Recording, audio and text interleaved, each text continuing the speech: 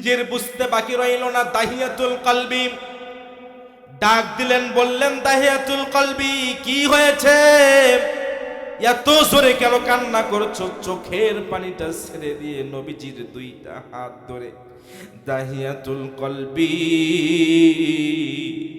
ডাক দিয়ে বলে, ইয়া রাসূলুল্লাহ, আপনি একটু আগে কোরআনের আয়াত শোনালেন, মানুষের গুনাহ যতই বড় হোক না কেন আল্লাহর কাছে মাপ চাইলেই নাকি আল্লাহ মাফ করে দেয়। নবীজি, আমি এমন একটি গুনাহ করেছি, বলেন তো আল্লাহ রব্বুল আলামিন কি আমাকে মাফ করবে নাকি? নবীজি বলছেন, দাহিয়াতুল কলবি, কি অন্যায় করেছো, কি গুনাহ করেছো? চোখের পানিটা ছেড়ে দিয়ে দাহিয়াতুল কলবি বলছি, ইয়া রাসূলুল্লাহ, জাহিলিয়াতের যুগে যখন মানুষ মানুষকে হত্যা করত, কোনো বিচার হতো না। মানুষ গ্যালনে গ্যালনে মদ পান করে রাস্তায় পড়ে থাকতো, কোনো বিচার হতো না। শুধু তাই নয়, এমন একটি সমাজ, কোনো মানুষের যদি কন্যা সন্তান জন্ম হয়, নিজের বাবা নিজের কন্যা সন্তানকে জীবিত দাফন দিয়ে দেয়।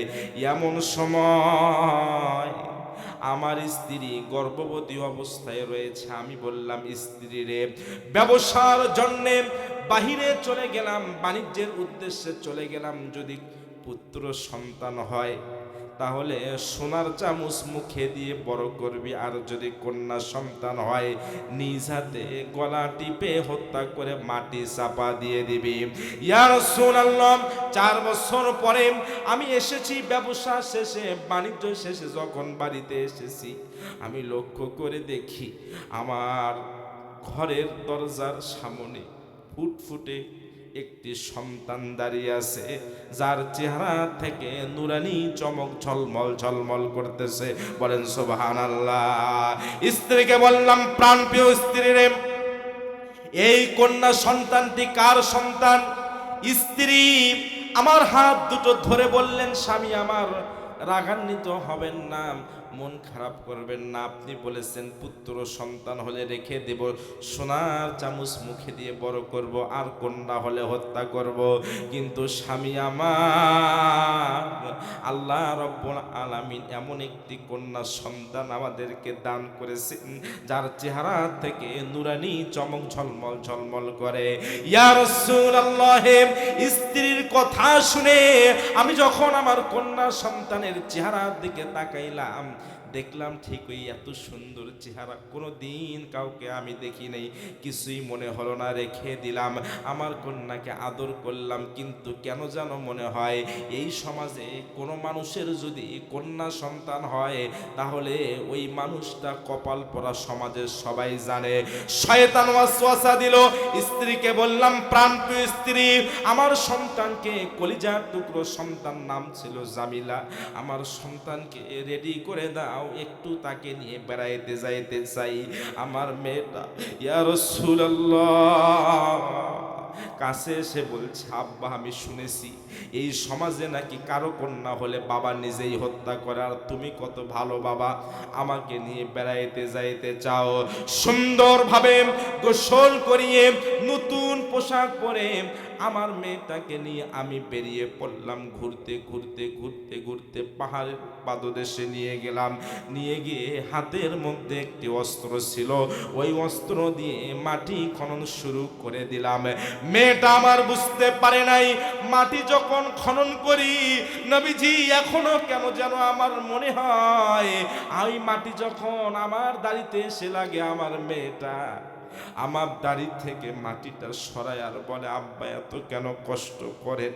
হুজুর, পাষাণের হৃদয় বড় একটি গর্ত করে আমি ঠাস করে পেছন দিক থেকে আমার মেয়েটাকে আমি গর্তের মধ্যে ফেলে দিয়েছি। ইয়া রাসূলুল্লাহ, যখন ফেলে দিয়েছি, আমার মেয়েটা গর্তের মধ্যে পড়ে বারবার শুধু ছোটাছুটি করা শুরু করে দিয়েছে, কারণ সে বুঝতে পেরেছে আমি তাকে মেরে ফেলবো। আমার মেয়েটা আমাকে বলে, আব্বা ছেড়ে দেন, আপনার বাড়িতে যাব না কোনোদিন, আপনার পরিচয় আমি দেব না। হুজুর, মায়া হলো না।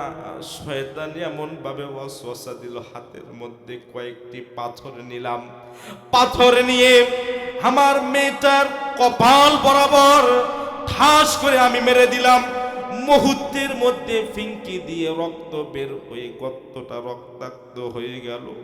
মেয়েটা আমার ডাক দিয়ে বলে, আব্বা যান, ছেড়ে দেন, কোনো দিন আর আপনাকে বাবা বলে পরিচয় দেব না। হুজুর, তারপরও আমার মায়া হলো না। আরেকটি বড় পাথর আমি হাতে নিলাম, উঁচু করলাম। মেয়েটা বলছে, হাত জোর করে বলছে, আব্বা ছেড়ে দেন, কোনো দিন আপনার বাড়িতে যাব না। কিন্তু হুজুর, মায়া হলো না। বড় পাথরটা মেয়েটার মাথা বরাবর আবার ঠাস করে ফেলে দিলাম।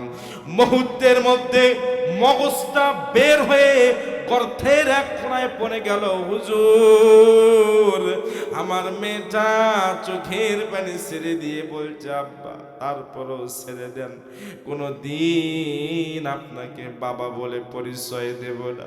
হুজুর, মাটি চাপা দিয়ে এসেছি, ওই কথা কেন যেন এখনো কানে বাজে, আমার মেয়ের সিহাতটা ভাসে। এত বড় অন্যায় করেছি, এখন বলেন তো আল্লাহ কি আমাকে মাফ করবে নাকি? আল্লাহু আকবার। নবীজি যখন এই ঘটনাটি শুনলেন, হুজুরের চোখ থেকে দরদর করে পানি পড়ছে। আল্লাহর হাবিবের দাড়ি মোবারক ভিজে ভিজে, রসুলের কোনদিন আমার রসুল এত কান্না করেননি। নবীজি বলছে, দাহিয়াতুল কলবি, আজ থেকে ঘোষণা দিলাম, পৃথিবীর জমিনে কিয়ামত পর্যন্ত যত উম্মত আসবে, আমার মুমিন উম্মত, যাদের মুমিনদের মধ্যে যাদের কন্যা সন্তান হবে, ওই মুমিন উম্মতেরা আমি রসুলের সাথে আল্লাহর তৈরি জান্নাতে চলে যাবে।